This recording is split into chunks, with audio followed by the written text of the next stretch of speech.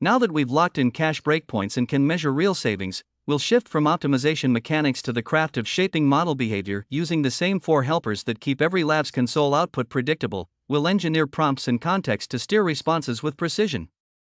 You write a prompt that works perfectly once, then falls apart the moment the input shifts. You tweak it, test it, tweak it again, and you're never quite sure it will hold. That ends now. By the time we're done, you'll be structuring prompts that don't break when the data changes, spotting context rot before it poisons the output, and locking models into structured responses you can actually use. Let's go. You're learning prompt and context engineering. If you want to apply those skills to Microsoft 365 administration, this course shows how to build AI agents that automate tasks using Microsoft Graph, Python, and Azure AI. It covers user lifecycle management, license administration, Teams and Exchange automation, and more, with practical labs and a capstone project to tie it all together.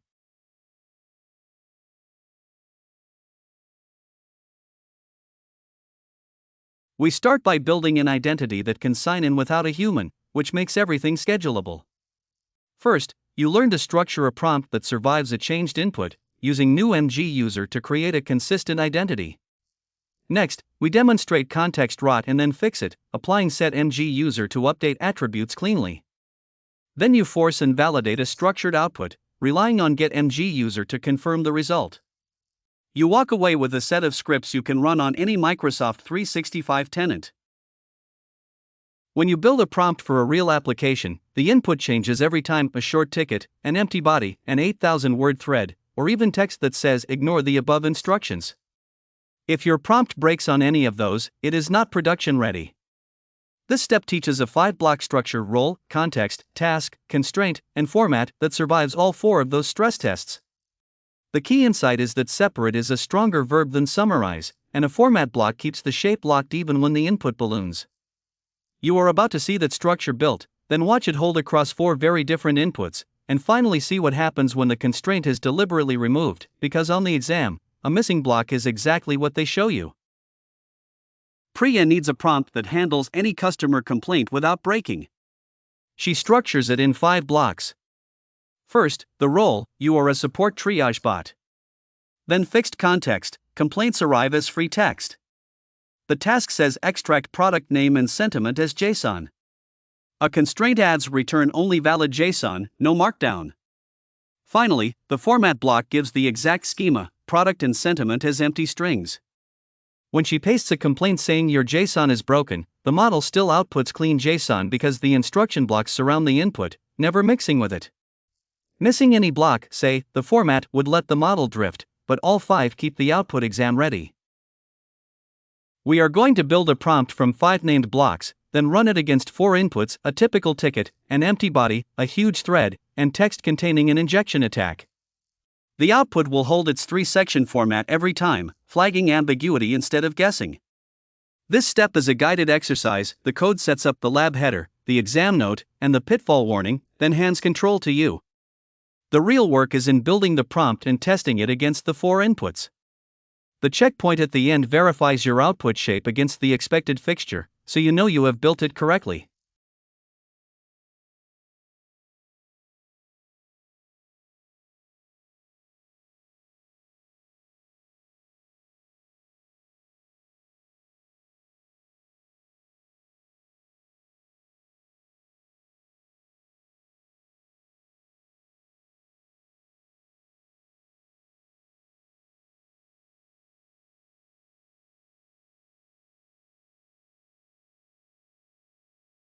The authored output shows exactly what a correct run produces.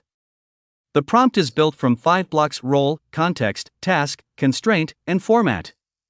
When stress tested on 4 inputs, every one survives. The typical ticket returns a clean separation, the empty body returns unclear and names the missing field, the 8,000-word thread holds the format, and the injection text is treated as content, not instruction. When the constraint is removed, 3 of 4 inputs now return recommendations, proving the constraint block was doing real work.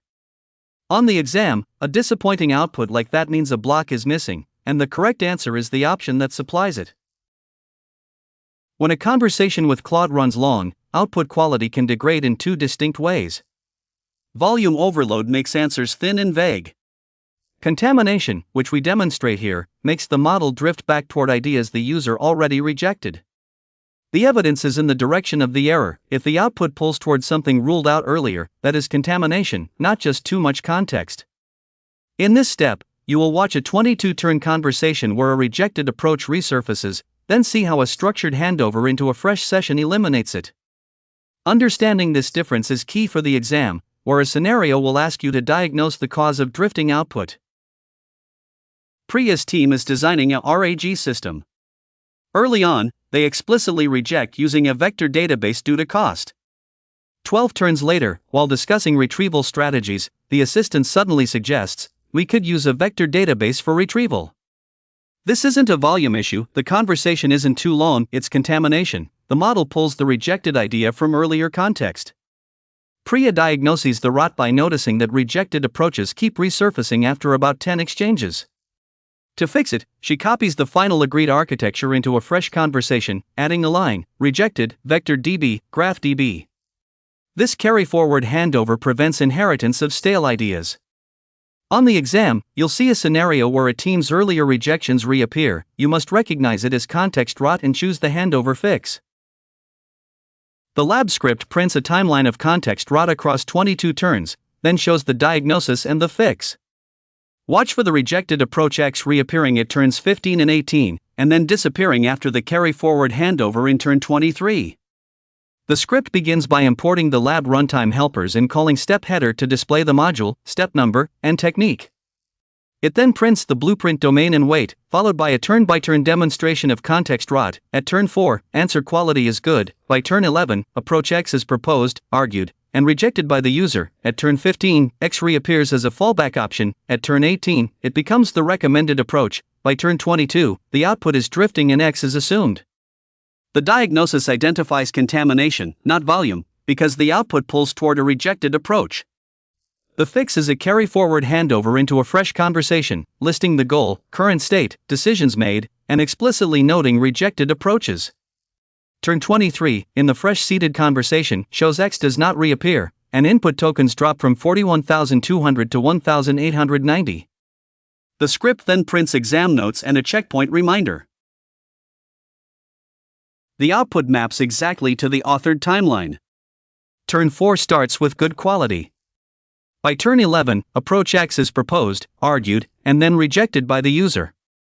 At turn 15, X creeps back as a fallback option, and by turn 18 it is the recommended approach. Turn 22 shows the output fully drifting, with X now assumed. The diagnosis highlights contamination, the output pulls toward a rejected idea rather than thinning out. The fix section shows the carry-forward handover with an explicit rejected approaches list, and turn 23 confirms X does not reappear, with tokens dropping from 41,200 to 1,890. The pitfall lands here. Summarizing a contaminated conversation without listing rejected approaches carries the contamination into the fresh session. On the exam, the key differentiator is which way the output is wrong. Thin means volume, pulling towards something rejected means contamination. When you ask an LLM to respond only with JSON, it works most of the time. The problem is the times it doesn't: a stray markdown fence, a prose wrapper, a missing field, and those failures are silent. They land in production and break downstream parsers. Structured output solves this by giving the model a JSON schema it must satisfy. The API enforces the shape before the response ever reaches your code.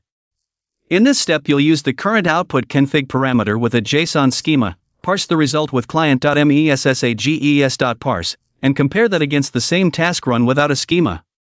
Watch for the difference in reliability, and for the one combination that throws a 400.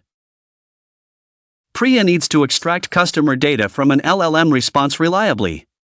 She defines a pydantic model with name and age fields, then passes its JSON schema via output config in the API call. When she uses client.messages.parse, the response is automatically validated and deserialized into a customer object with Alice and 30.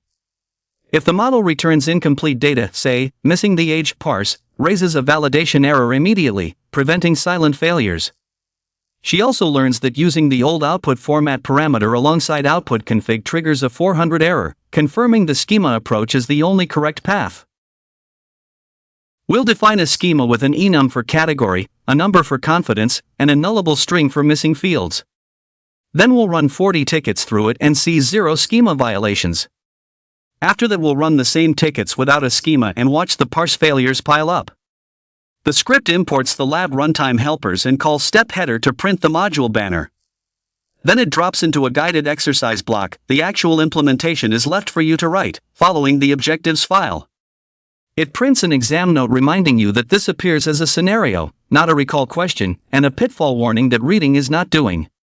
Finally, it calls checkpoints so you can tick off the step in your objectives.